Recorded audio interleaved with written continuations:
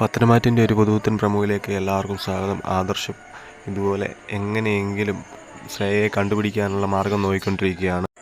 പവിത്ര അവസാനം വരച്ചു കൊടുത്ത ഡിസൈൻ ശ്രേയ വരച്ചതല്ല, നയന വരച്ചതാണ് എന്നുള്ള സംശയം മൂട്ടിയുറപ്പിക്കുന്ന രീതിയിലുള്ള എപ്പിസോഡുകളാണ് നമ്മളിപ്പോൾ കണ്ടുകൊണ്ടിരിക്കുന്നത്. അവസാനം ഇതുപോലെ നയനയോട് ഓഫീസിലേക്ക് വരണമെന്ന് തീർത്തു പറയുകയാണ് ആദർശ്. അതുപോലെ തന്നെ തൻ്റെ സംശയം ഒന്നുകൂടെ ഉറപ്പിക്കാനെ കൊണ്ട് നയനയോട് കാര്യങ്ങൾ തിരക്കുന്നുണ്ട്.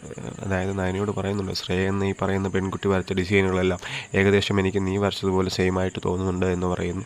കൂടാതെ നയന ഓഫീസിൽ വരുന്നുണ്ട്. നയന ശ്രേയ എന്നുള്ള പേരിലാണോ അതോ നയനയായിട്ട് തന്നെയാണോ ഓഫീസിലേക്ക് വരുന്നതെന്നുള്ളത് സംശയമാണ്. എന്തായാലും നയനയും നാളെ ഓഫീസിലേക്ക് എത്തണം. അതുപോലെ തന്നെ ശ്രേയയും തീർച്ചയായും ഓഫീസിലേക്കാണ്.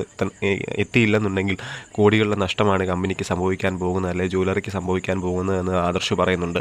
അതായത് എങ്ങനെയെങ്കിലും ശ്രേയയെ കൊണ്ടുവരിക എന്നുള്ളൊരു ഒറ്റ ഉദ്ദേശം മാത്രമാണ് ഇപ്പോൾ ആദർശിനുള്ളത്. അതായത് ഇനി വരാൻ പോകുന്ന എപ്പിസോഡുകൾ തീർച്ചയായും കിടക്കാച്ച എപ്പിസോഡുകളാണെന്ന് നമുക്ക് മനസ്സിലാക്കാൻ സാധിക്കുന്നുണ്ട്. അതുപോലെ പുതുപുത്തൻ വീഡിയോകൾക്കായി നമ്മുടെ ചാനൽ സബ്സ്ക്രൈബ് ചെയ്ത് സപ്പോർട്ട് ചെയ്യുക. വീണ്ടും പുതിയൊരു വീഡിയോയുമായി കാണും വരെ ബൈ.